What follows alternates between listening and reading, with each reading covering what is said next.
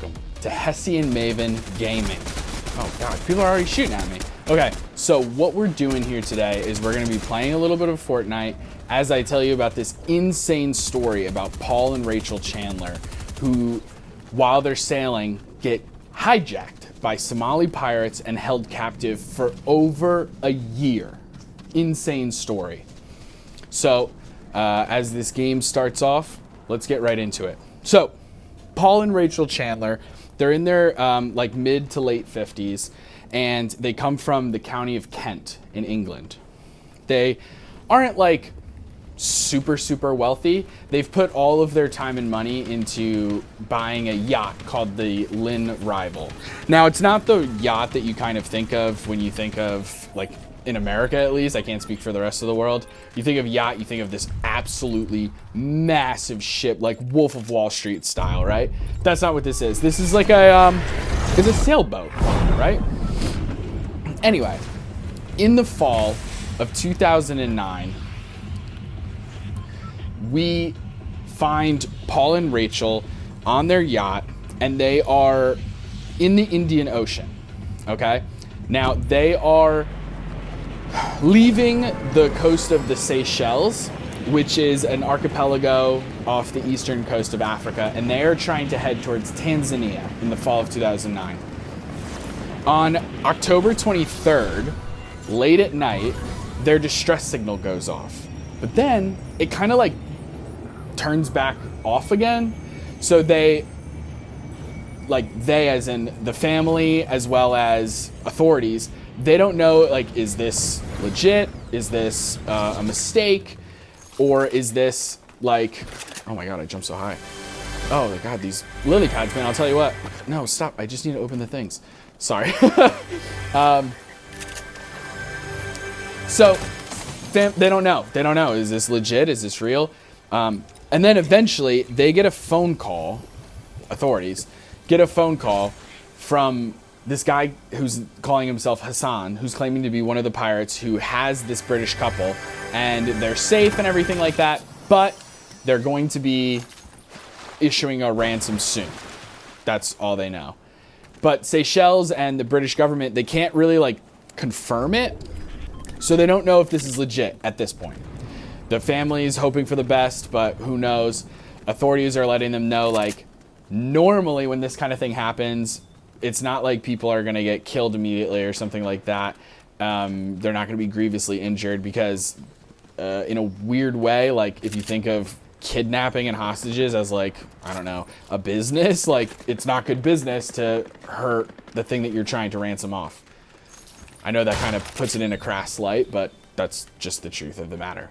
So, eventually, on October 29th, the British Royal Navy find the Lynn Rival. They find their ship. And, submachine gun, I already have one. Oh, God. Am I the only person who plays Fortnite? And, like, the second you hear a chest, you're like, I have to find this chest. Like, I already have good weapons, but I absolutely must find this right away. Is it just me? Okay, cool. Good talk, guys. So, ooh, I like the thermal. The couple are not aboard the ship, as you can imagine, based on the title of this video and also, like, the vibe you're probably getting at this point. So, on October 30th, a call is made to the BBC from the Somali pirates, and Paul and Rachel speak on the phone. So now it's like confirmed. This is what's up.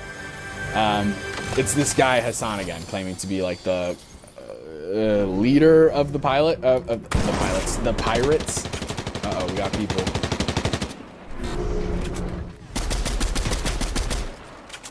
Ooh, they're like kind of fighting each other.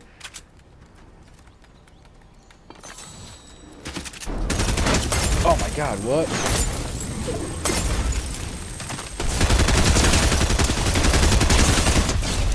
Oh man, you gotta immediately watch out. We have another guy! Oh. Well, gang, sometimes you play 65th because you're not very good at Fortnite, and that's okay. Wolverine killed me.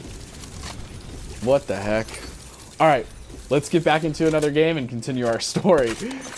Okay, so they as in the pirates, issue a ransom of $7 million, which is 4.3 million pounds if you're British, which this couple is. And obviously that's like, whoa, that's too much. We can't pay that, right? So on the call, they're actually asked, like, hey guys, why is it so expensive? Why are you asking for so much money? This is an insane amount of money. And the pirates say that, like, oh, it has to do with like injustices done to them by NATO and by different fishers or fishermen and stuff like that, like illegal fishing, all these different kinds of reasons. And that kind of got me thinking, like, when you think of pirates, piracy, you think about their internet piracy, like, stealing music online or downloading it illegally or whatever. And then you think of like Pirates of the Caribbean and Jack Sparrow or Blackbeard and old school kind of pirates. And then you think of Somali pirates. And I was like, man, why is Somalia wrapped up in this pirate identity? Like, where does that connection come from? So I started doing just a little bit of research. And what I found out was pretty surprising. First, I mean, let's be honest, the American education system, you guys learned it about Somalia? Probably not. So I did a little bit of that research, and I found out that, like, for one, Somalia has a huge history with civil war and poverty and all different kinds of stuff going on, just culminating, like, from every angle, Somalia is getting screwed. So they have a military dictator, right, in the 80s. And this starts like a civil war. So all these different armed clans start kind of attacking from multiple sides. The military has to try and defend from the north, the east, the south, everything, right? And what it results in is, in 1991, they actually overthrow the government. But guess what happens next? A power vacuum. Kind of saw that coming. That happens all the time, unfortunately. So then, what ends up happening is all these things are fighting for power, and that just makes the Civil War continue, really. Obviously the sides change slightly, but like, it's still a civil war and it's still terrible and people are dying, and it's resulting in like is that guy just standing there? Oh, that's not even a guy, that's a sign. Justin, get your eyesight fixed. What is going on? I don't know, but I will take this. Okay. Always up your heels, guys. Your shields and heels. Always make sure that they're good to go, because, man, does it stink when they're not. I'm trying to find somebody, I feel like. Oh, this person's not paying attention. Poor baby. Oh, I feel terrible. I mean, not that bad, but oh, poor sweet angel. She didn't know. She didn't know any better. Let's just eat this. That's fun. Boom. Now we have fucking vision. Look at us. We can do anything. I can't tell what color things are, but we can do anything. Pew. Okay. Sorry, I got really distracted just there. So the infighting is getting really bad. The UN goes in. By 1995, they're forced to withdraw because things are bad. There's some regional governments set up to try and like alleviate the situation, and like they helped for a little bit. Things died down, but then in 2005, things ramped back up again. And so, am I being shot at? Yep, sure am.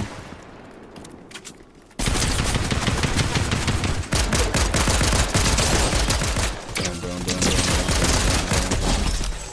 Easy, frickin' peasy, baby. What up?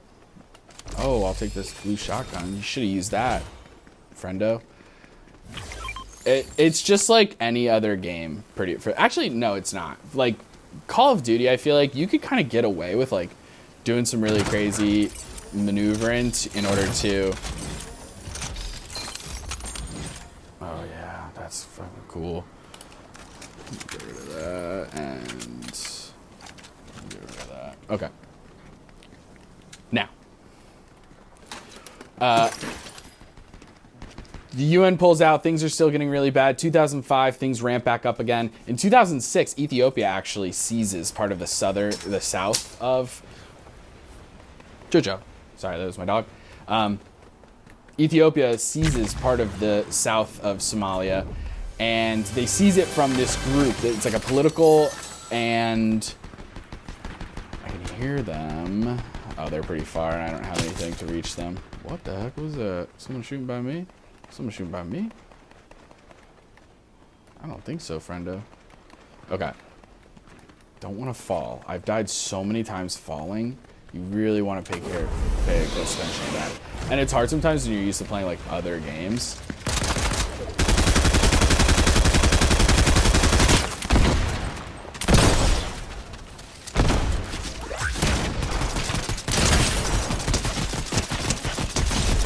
Got him. It's hard when you play other types of games that don't have fall damage, like Apex Legends, and then you play this again and you're like, oh, fall damage is a thing. Wish I had remembered that. Another tip, always make sure your guns are reloaded. I cannot stress how huge that is when they're not reloaded and you're like, oh no. Okay.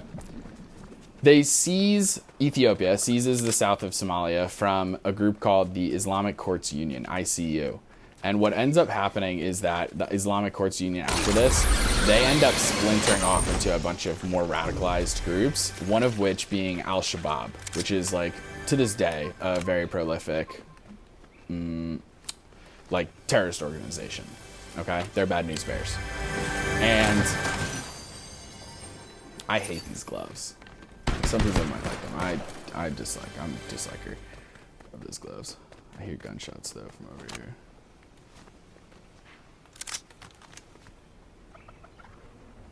Somebody's down there.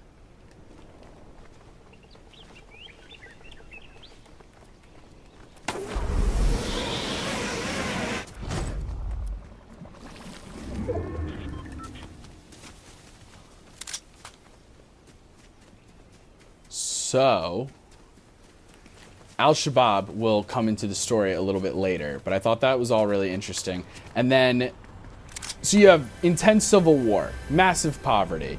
You have, I mean, the Civil War is going on for so long that you have to keep in mind that one of the results of that is you're going to have, like, most of the population passing away from these, like, really horrible situations. And what that means is now you have a lot of unemployed and young people, like youth, who don't have jobs and are getting desperate. Then you have, like, the farmers and the people who still do have, like, jobs and stuff like that. They're getting wiped out by, there's, like, natural disasters, there's droughts, there's all kinds of things affecting them. So it's just like, they can't catch a break. Then, again, as if things weren't worse, if things weren't worse already, now you have, what's it called? Illegal fishermen, like fishing trawlers, which are the ones that drag the nets. They're coming in from, what was that? Oh, there's a bouncing sound. Does anyone else hear that? Is it over here? Over here? I heard them. I heard bouncing.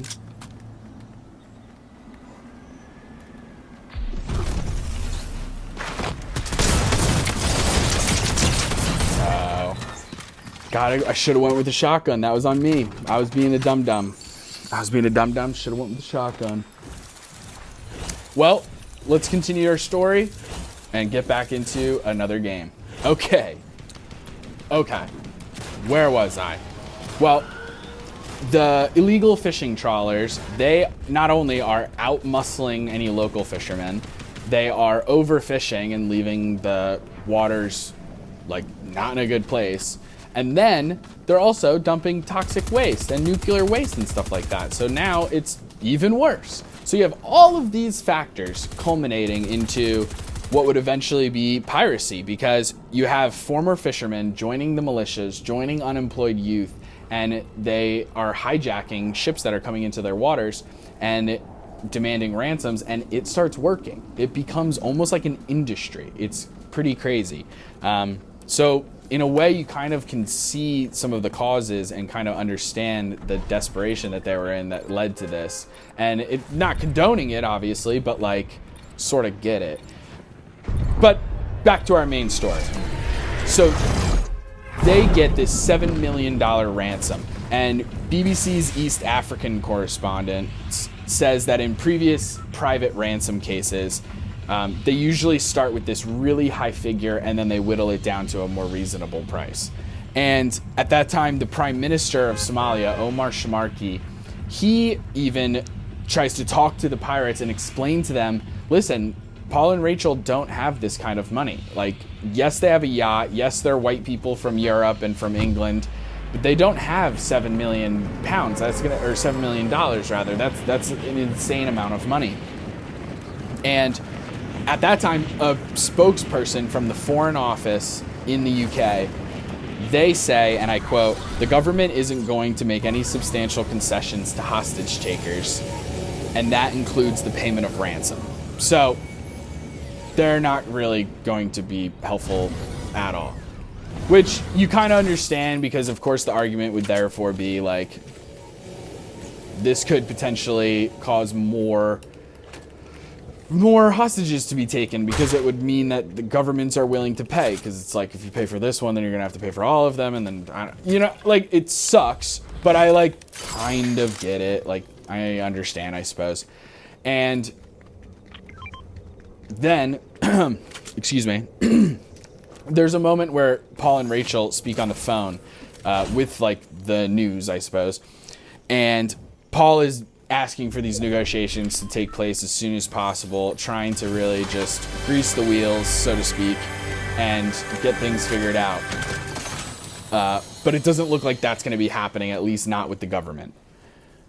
By November 2nd, the couple's brought on the mainland, and they are now on Somalian soil, which, I don't know, I guess I'm not a seafaring person necessarily, so I know I live in New Jersey and I live right on the shore, but still, I don't know. But after 27 days in captivity, a video is made, and it's obtained by Channel 4 News, and it is of the couple. And oh wow, this person just gives me ammo. Thanks, homie. What's in here? Nope. I hate the fort thing. Stupid.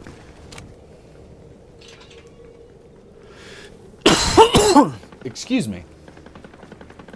Oh, we hear gunfire. Let's go check it out. Now. Oh, we got people. We got people shooting at us.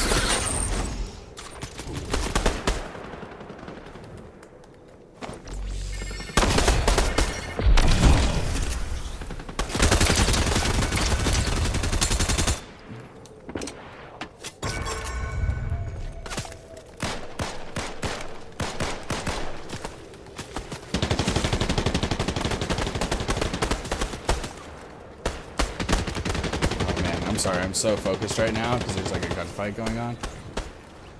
I just like can't even focus. Oh no, someone's shooting at me. No, leave me alone. I think I can drink this. No,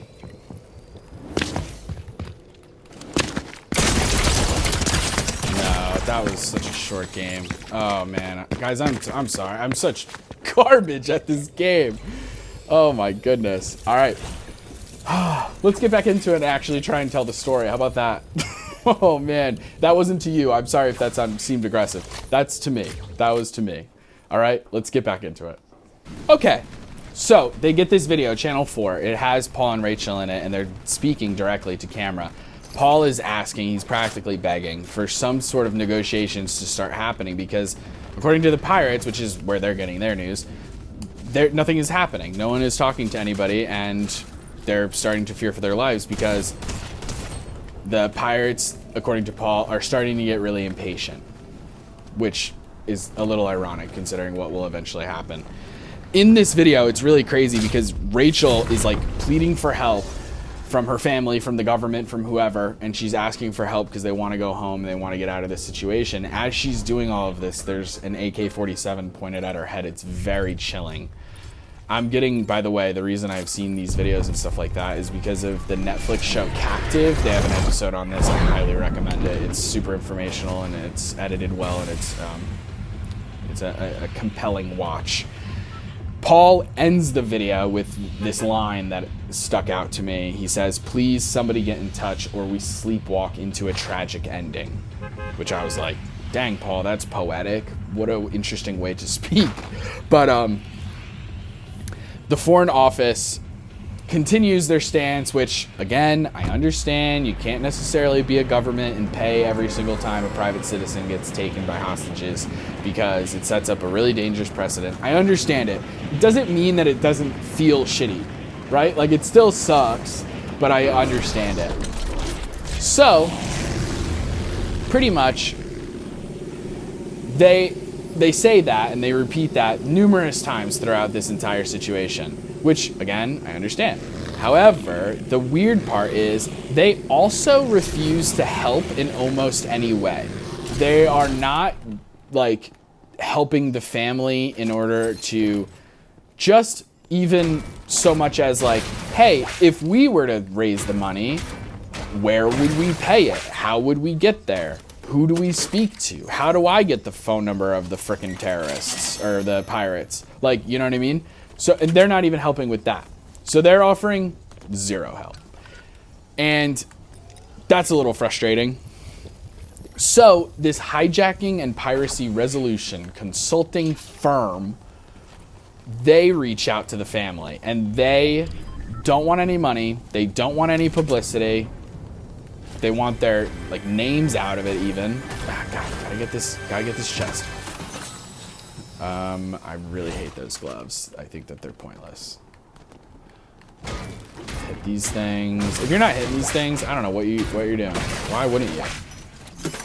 It's like free shield. I'm sure most people do, but. And this firm, they've solved 20 to 30 different cases. They speak to the family and they're like, hey guys, let's be honest. Here are the options. They all suck. Every option. Here's the best option, which still sucks. And that is to negotiate a lower price and then pay that price. And that's your best option. As such, they don't really know how they're going to get the money. So that's like kind of the first situation is like, how do we get the money down? Because paying, oh, sorry, I didn't mean to get into this thing. Paying that much money is literally impossible. So that can't be the thing. What are they going to do? Right? Here's where Rachel's brother, Stephen Collette, kind of comes in. He's a retired farmer. He's done some interviews with the news at this point. He's had the opportunity to speak with his family. And he sort of becomes like the main go-between with the pirates and the rest of, like, and the family. Like, he becomes the negotiator, which is insane. He doesn't have any training for this. Although I suppose he does have that consulting firm sort of like helping him out. I hope so. And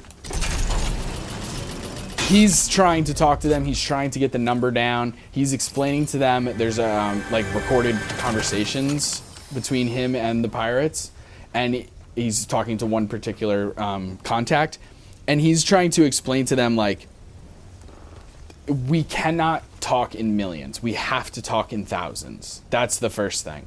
And you, like, they just have a different concept of money than the Western world or than British people have. Because to a Somalian or Somali, like, if one of their citizens were kidnapped or something like that from the town, from the city, then it would be pretty simple, or pretty, like, as matter of fact for them to just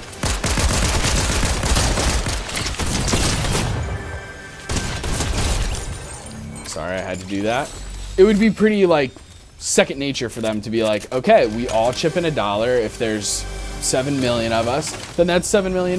Problem solved, right? It's that easy. Obviously, it's not, and obviously that's not the case in the UK.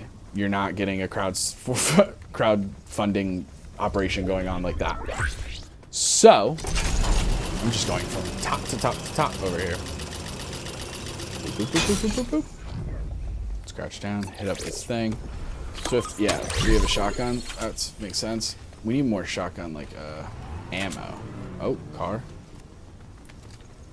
Driving away. There he is.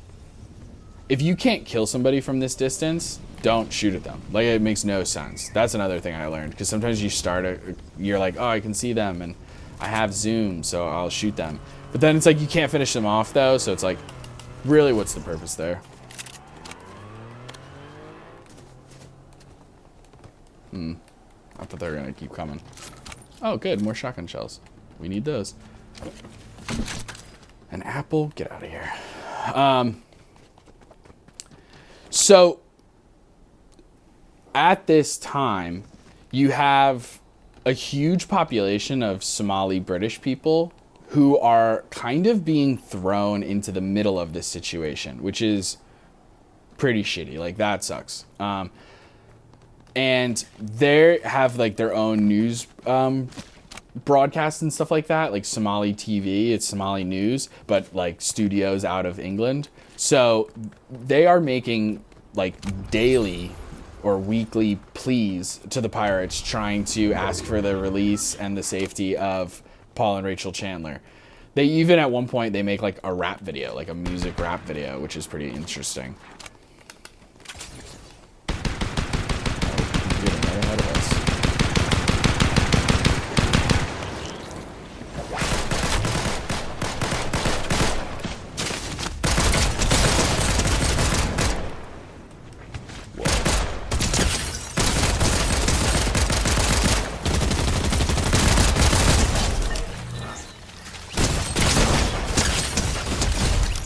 Some people, man. I'll tell you what.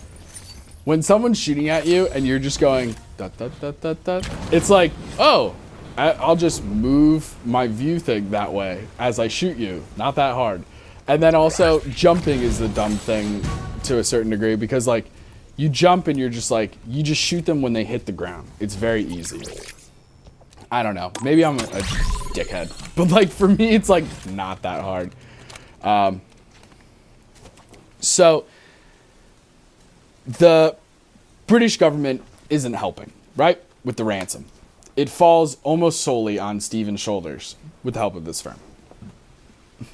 Now, unrelated to this incident, completely having no correlation whatsoever, now what do I do when I'm up here?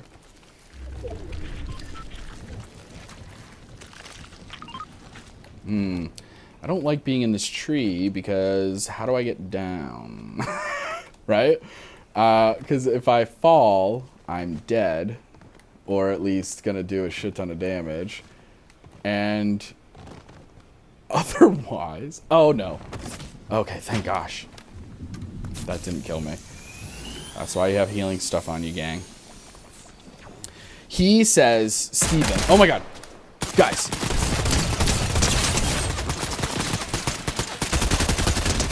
See the jumping. Look at how much health I have. All of it. Insane. Make sure you're reloaded. That was my mistake. I took 2 shots at him, and then I had to reload. That's on me for being unprepared. Oh, we got another person. Who is shooting? He's probably shooting at an animal or like something like that. Is attacking him. That's scary. Let's run it away so we can keep telling our story. So, we have Stephen, this guy who's not trained in this, He's not prepared for the high stress of this situation, and yet he is the man doing it. So he says at this time is like extremely stressful. He's like, I was having fights with my wife. Like, it was just such a hard time. And he says that he was like extremely irritable. He was getting depressed. Like, and it's not like just every once in a while you make a phone call and it's a scheduled thing and it's like easy peasy, right? Like, no. This is like you call one day, they don't answer, then they call you, it's 2 a.m. You have no idea. And furthermore, sometimes you'd finally get a hold of them, and then it would be like, oh, sorry, like, we're actually gonna hang up on you, and you wouldn't even get a solid phone call in. So things aren't going well. Things are also pretty rough for Paul and Rachel because they end up spending Christmas of 2009 in captivity, which no one wants to do that. No one wants to spend any holiday. No one wants to spend any time in captivity in the first place. So that stinks.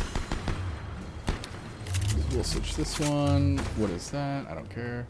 Oh, I just saw a gunshot. Oh, someone's shooting at me. Someone's shooting at me. Someone's shooting at me. From up high. That's the worst, man. When they have the high ground. Oh, yeah. Someone's shooting at me, all right.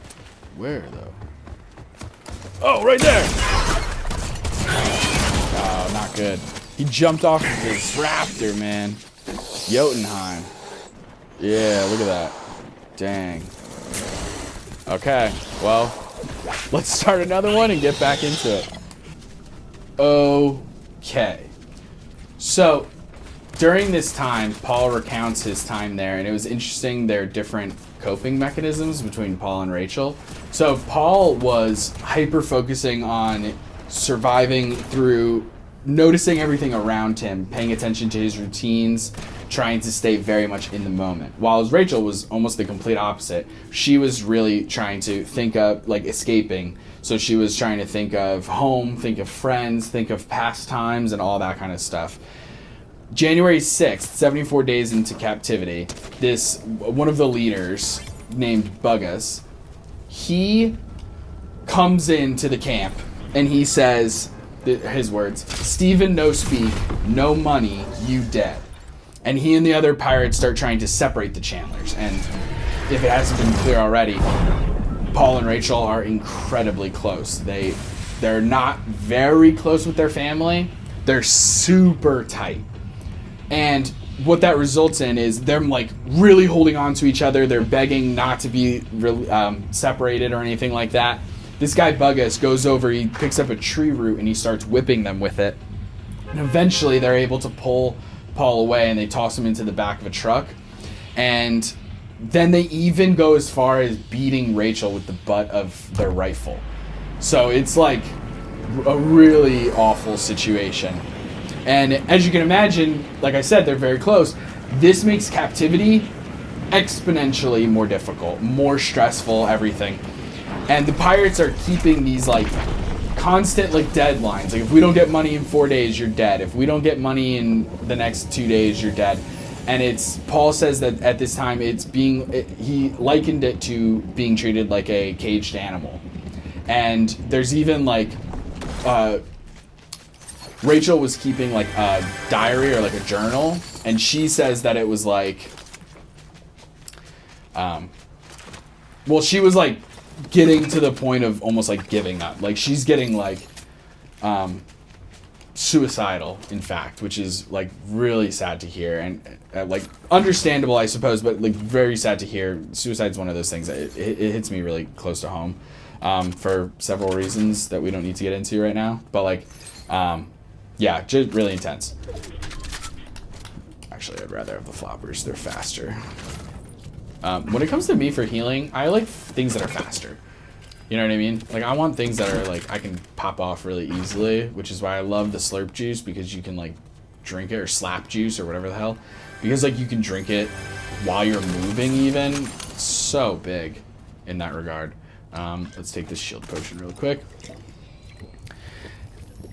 And, okay, so at 100 days, they let in more cameras, and they also let in doctors to take a look at Paul and Rachel to make sure that they're good. And they are. But you might be wondering, Why do they keep letting cameras in? Why are they letting doctors in? Like, what's the deal here? And obviously, it has a lot to do with the industry, I'm using air quotes, for that business. For, like, it literally has to do with how it works for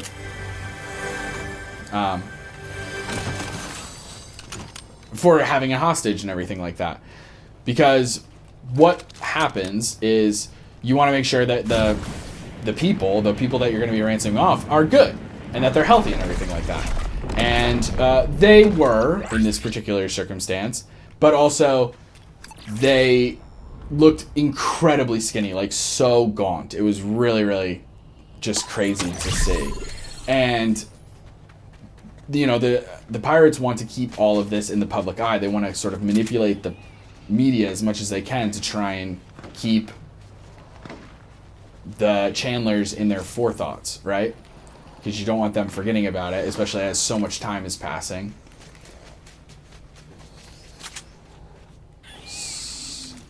So, look at that guy right there. What's up, baby? Look, you can't even see him when he's like that. Blends right in. Wild. And then, so during these months where they're separated in captivity, they said it was like torture. I suppose, fortunately, they weren't literally being tortured, or like physically being tortured, rather. But in some ways, this was like torture, especially for this particular couple, everything that we know about them and how close they are. But these are huge.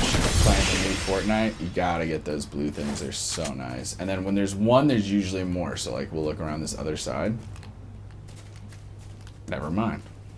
I was wrong. Won't be the first time. Won't be the last time. Okay. We know from the accounts from Paul and Rachel that this time was like torture. It was really, really intense. They're allowed to speak to each other on the phone every once in a while, like every couple of days or whatever, but they are not permitted to see each other, which is very hard. They have no idea where the other person even is in relation to themselves. And it's just super challenging for them. Like, my heart goes out to them in that time. That's insane. Cannot imagine.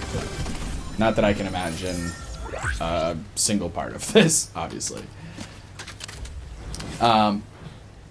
In one conversation, Paul talks to Steven, and again, it's a recorded conversation.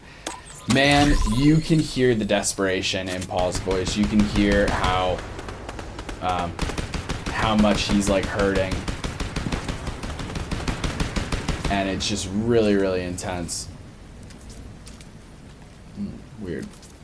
Some shooting's gone down. Every time you hear shooting and then you don't hear shooting, it's usually... Oh, wow. Someone's shooting at me? I don't think so. I'm getting out of here. I just gotta figure out how to get down. I can go down this way. Stop. Get that. See about this tree. We know how I feel about trees. I kinda hate them. Jump to this tree. Jump to this tree. Another treasure chest. We'll take it. I always open up treasure chests. Because for one, there's zero downside to having more ammo, right? It's not like... it's not like those weird rules lawyers who play Dungeons and Dragons and stuff like that and are all about the... oh god, what is it called? What is it called, man, when your weight is a thing?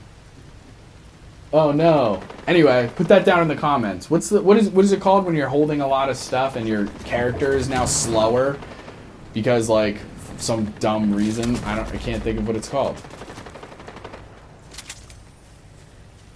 But that. Oh yeah, they're fighting all right. Just give them a little love tap.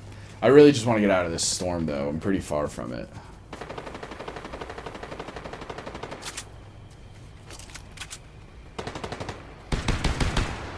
Watch. Dead. Now, did I get the chaser or the chasee? That's the question. And I don't know.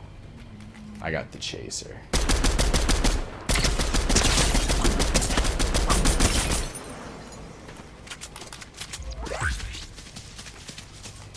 What is that?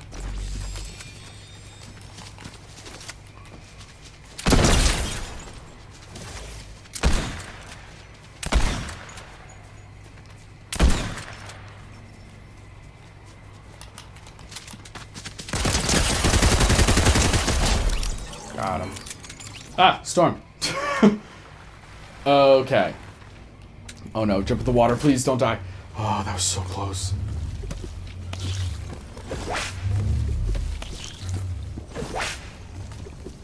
This is why I love Slurp or Slap or whatever the hell it is. Because man, is it freaking crucial to have. I actually prefer this shotgun if I'm being honest. I like the drum one the best, for sure. It's so freaking fast. Like, to be able to shoot that much, that quickly, is so clutch. I have another key? Yeah, let's get another one. What are we doing? Always might as well use these. That's how I see it. Get another one? I mean, yeah, why not? Who cares? Switch it with this one.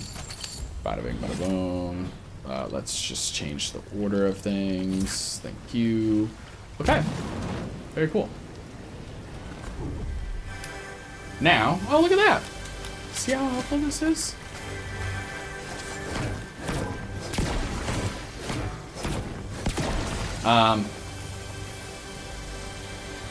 So Paul talks to Steven, and you can hear the desperation in his voice. It's heartbreaking. And he's like begging for something to happen. He's like, please, you guys gotta... Excuse me, you guys gotta start negotiating. And Steven's trying to explain, because obviously, you know, Paul's only getting one side of the story from the pirates. So when they're saying, no one's making deals, no one's making deals, they mean like no one's making $7 million deals. At 134 days in captivity, it's actually Rachel's birthday, which is incredibly sad that she had to spend it this way, not only in captivity, but also separated from her husband. Now, on a light note, super cute, Paul ends up making her 2 crossword puzzles.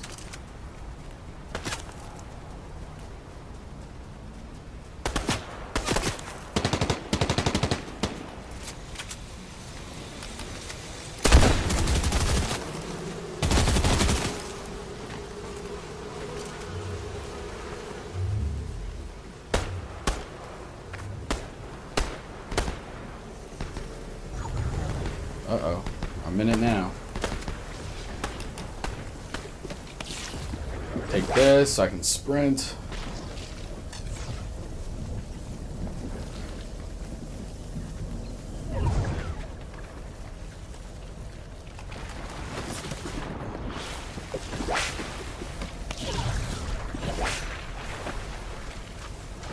Oh no. I'm sorry. I'm so distracted. Paul ends up making...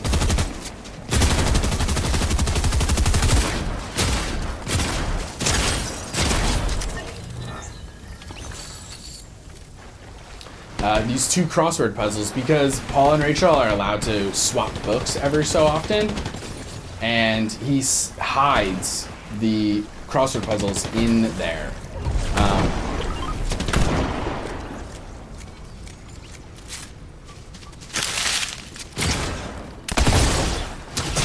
No, I really thought I had that one. Oh man.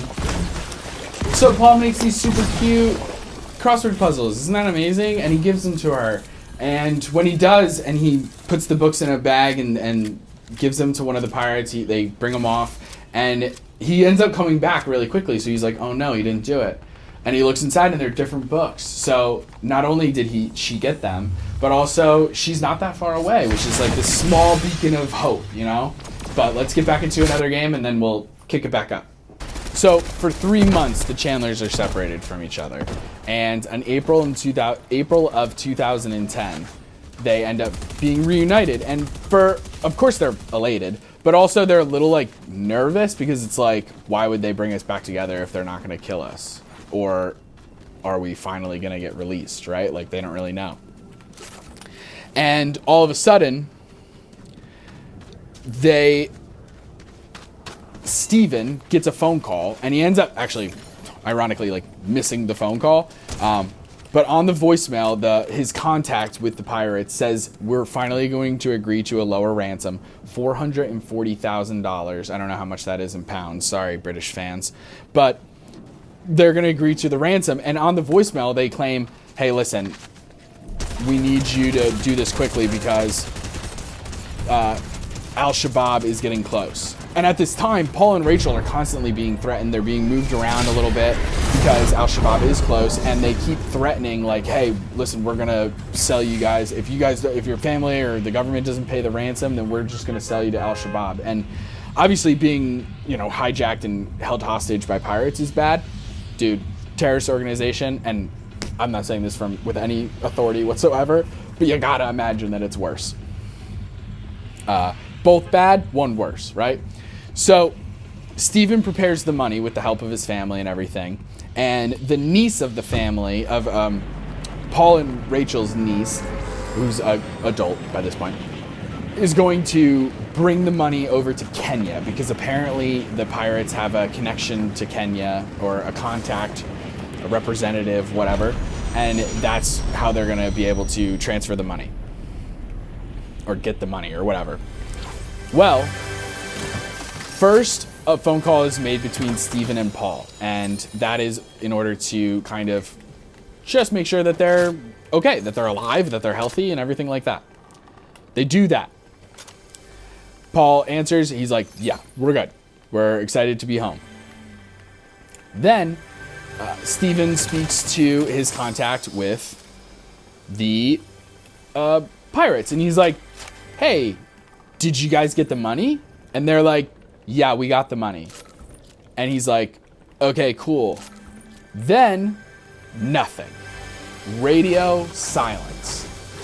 Like, how freaking frustrating, right? Now, and this was June 14th, by the way, June 14th, 2010. And it's so frustrating because you hear this story from Rachel and Paul, and they're talking about how the entire pirate camp was like excited for this to happen. Some of the pirates were giving them their cell phone numbers, being like, call us when you get home, take us with you, take us with you. Like, that's crazy that they ended up just going back on their word, which is like, I know part of you's probably thinking like, well, of course, they're like criminal pirates, like they hijack people, like how can you trust them ever? But it's like, yeah, but Steven puts it best because Steven ends up calling this contact back, right? Steven, again, Rachel's brother. He calls and he's like, you guys are scum. You're cheaters and liars. Like, no one will ever trust you guys ever again. No one's going to do business with you. I'm using air quotes again. And he's like furious. Then there's another a video interview with Paul and Rachel as they're back in the camps and everything like that, still hostages. And they are appropriately, they're furious. They're very mad. And you can understand why, right? Like, of course they're mad. I would be too. And they are devastated. It is over. It's been a year. The anniversary hits where it has been a year since they've been in captivity, and there are zero results. And Steven and the family, they're out of money. So what are we gonna do, right? Like, there's nothing to be done here. And at this time, it's crazy because I don't know if this is something that may have crossed your guys' mind or something like that, but the whole time I was thinking about it, I was like, man, I love that Steven and the family are that they have at least some funds and that they're able to pay, and that was a possibility for them. But part of me at least was like, not that Paul and Rachel should be like responsible for themselves and paying for their own ransom and stuff, but like, wouldn't they put up some money? Like, wouldn't they be like, yeah, fucking liquefy my freaking assets. Like, I don't need this and that. Like, I have a 401k. I'd rather be alive, you know, like whatever. And it's a good thought, but what ends up happening is because they're technically considered under duress, the government won't let them. Now, where did this guy go? There he is.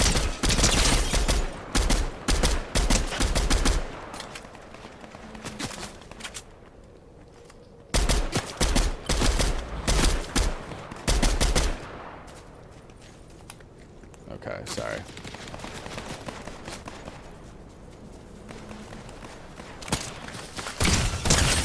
Oh, see, that guy didn't reload. That guy didn't reload. Phooey on him. This is more bullets right now, which is what I need. Okay, we're gonna go to this other fight.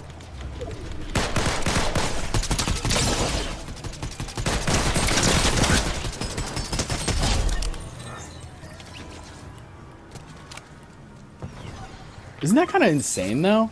Like, the government is like, no, you can't pay for your own ransom because you're being held hostage. And it's like, dog, that's exactly why I want to pay the ransom, because I'm being held hostage and it sucks. Like, you can't use your own money? Like, that's nuts to me. I think that is so crazy. But nonetheless,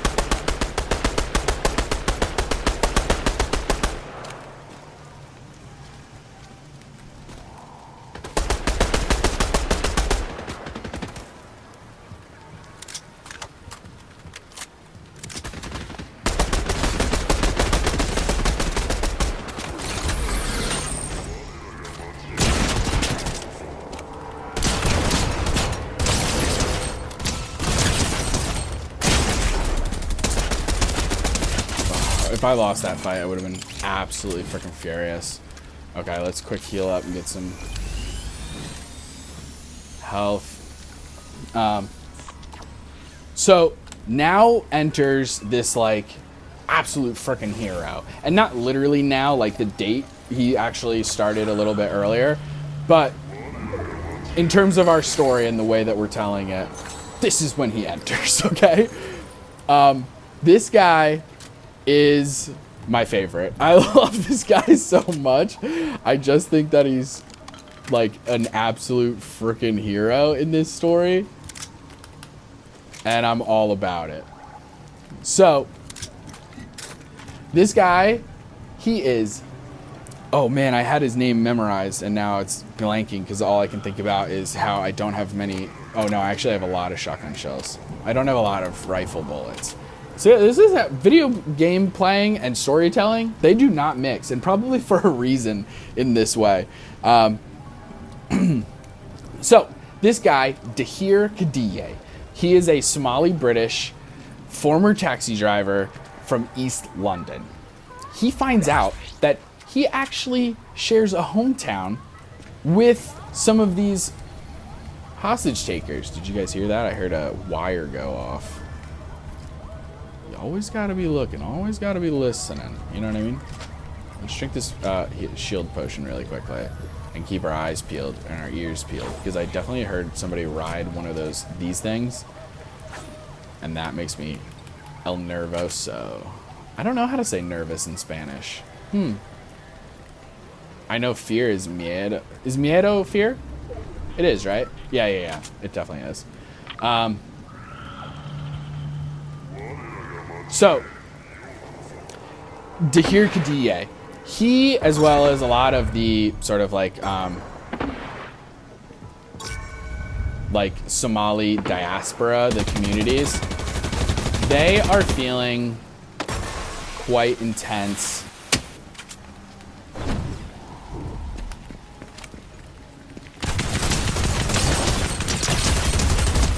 headshots, headies all day.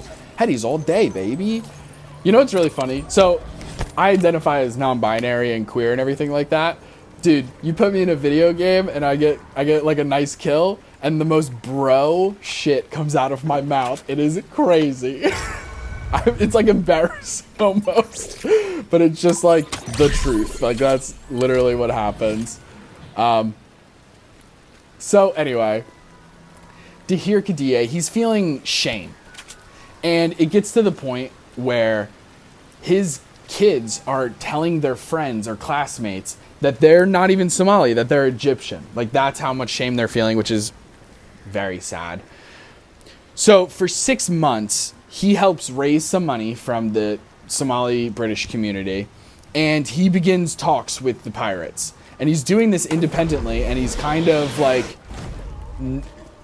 he's not even like telling his family like when he would go over there, because he doesn't want to worry them.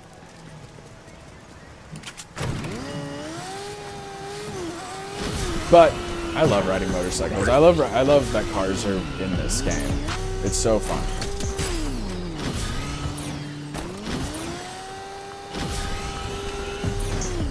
Whoa, whoa, whoa. Keep going, baby. Keep going. Uh-oh. Alright, let's get out of here. We're in the circle. We're good with that. Let's crouch down and hide for a second. Always picks steady hands, dude. I love it. And so he's going over there, he's talking to them, and he's trying to put things into perspective. So he's saying all these different kinds of like proverbs and analogies and stuff like that. He's telling them that your actions here, they're affecting your Somali family members in the UK. Because some of the pirates had family members who were living in the UK, and it was screwing them over. It's putting all of this into just like crossfire. Like, everybody's getting caught up as collateral damage, which is like so shitty. And he's trying to explain this to them and stuff like that. And he talks to them, he's giving them the money and everything. And after 388 days in captivity, Rachel and Paul Chandler are released with Dahir, and they are free from the pirates. Amazing. This guy gets involved and things just work. Not literally, I'm exaggerating because, like I said, 6 months. But things are working out. And he brings the couple over to, like, what I assume is an embassy, but they bring them over to Nairobi, Kenya, to what I can only assume is like the British embassy or something similar, where they're like 100% safe. And then eventually they fly home, and now they're back in England and everything. And it's just like, oh my goodness, 388 days, over a year, you are in captivity. You are away from your friends and family. Part of that, you're separated from your wife. Unimaginable, right? We can agree on that. Unimaginable. And furthermore, just, what is that? Oh, wild wasps. No thanks. I don't really care for those. Fireflies I really fuck with. Somebody's on the roof of a building or like a house, and you're like, oh geez, they have the high ground. Throw a couple of those, they have to get down, and then you kill them. Brilliant. Absolutely brilliant. I can hear shooting from this direction, but we're gonna go high ground. Oh, see, right there.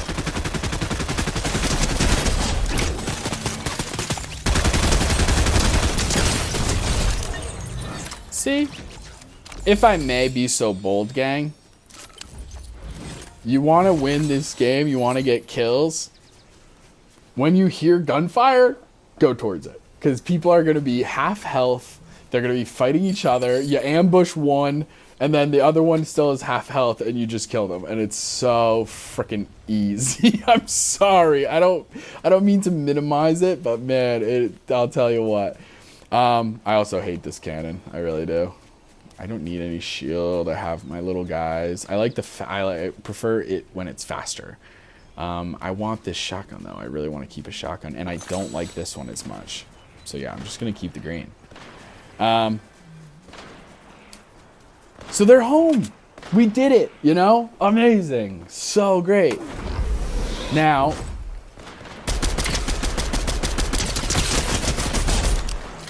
that was easy. Did you even try? Did you even try? Look at you catching fish. You think you're hot shit. Okay. Get this slap juice. That's what it's called, slap juice. We're reloaded. I think I just saw a head pop over that hedge. Oh no, probably further away. Ooh. Somebody's got a flare. That's what that grid pattern thing means. Oh, someone's shooting. Sounds like it's from which direction? Literally can't tell. Not good. Use this rock as some sort of cover. Make them reveal themselves.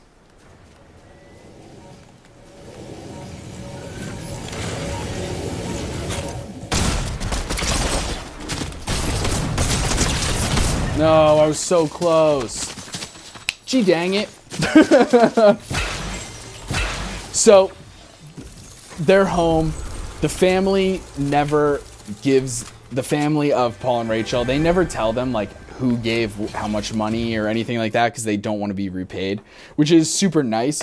Although doing my research and stuff, I was like kind of thinking about that, and I was like, wouldn't it be wild if they did ask for the money back? If you were like, hey, listen, sister, you know, I did put up 100K, and you're home now, which is great. Now I know my money was kind of stolen in like part of a scam, and it was really Dahir who did a lot of the work there, but can I have that money back, please? Like, that just is so crazy to me. And then in 2012, the Daily Mail interviews the Chandlers. So this is 2 years after they've returned. And they were surprised. They found out that Paul and Rachel are fixing the Lynn rival. They're setting out to spend months at a time on sea like they used to. And some people found that absolutely incredible and even like insane or stupid or whatever. They explained that, like, listen, yes, we're ex-hostages. Those were the words that they used. But we don't want to be treated like ex-hostages. We don't want ex-hostage to be part of our identity. So they said, we're not going to let fear or trauma prevent us from doing what we love. And I just thought that was, the amount of resilience there is insane. And then it was interesting because as these like reports were coming out of the fact that they're going back out on the sea, and they're getting a lot of, not a lot, but they're getting some, you know, how the internet trolls and anonymity makes people feel like they got cojones, and they would criticize them and even like victim blame them to a point. And their family members were getting upset and everything like that. And Rachel had this to say, and it stuck out in my head. It was really interesting. She says, in response to all this, she says, I've had AK-47s pointed at my head for over a year. I have a thick skin at this point. And I was like, ooh, you go, you queen. How amazing. I love that so much. So amazing. They're doing what they love. I mean, that's 2012. It's crazy to think that that's a decade ago. Oh man, I'm old. Okay, cool. So I hope you guys enjoyed the first episode of Hessy and Maven Gaming. I'm hoping to continue stuff like this, where this is kind of the vibe of these recorded versions of watching me play video games and talk about a story. If you're interested in streaming and actually watching me play and talking along with us and everything like that, I think that's fantastic. It's definitely something that I want to explore in the future. It's just not something that I'm willing to try out right this moment until I kind of figure things out. And I have a lot of content planned for Hessy and Maven, and my sister has a lot of her own stuff going on in the coming months. So streaming probably won't happen for a little bit, but I'm definitely going to continue things like this. So let me know what stories you want to hear next. Do you want to hear about Marilyn Manson while I play Mario Kart? Do you want to hear about Ted Bundy when I play the Teenage Mutant Ninja Turtles? Do you want to hear about this crazy con man who tricked people into thinking that he was undercover secret agent and getting them to give him hundreds of thousands, if not millions of dollars, while also getting them to completely isolate from their families, all because he convinced them that not only was he a secret agent, but they were also potentially becoming secret agents, and that these crazy organizations were out to get them. That's a wild story. So we could play all different kinds of games. I got FIFA 2003. I do have two, like the basketball game, 2K23. I gotta be honest, I hate basketball video games, so please don't ask me to play that one. But anything else, I mean, if I have it, I'm more than happy to play it. I got Nintendo Switch and PlayStation 5. And then true crime stories, I mean, they run the gamut, right? It's a pretty popular topic of discussion, I guess. But thank you so much for tuning in to this episode, and tune in next time where I talk about something else.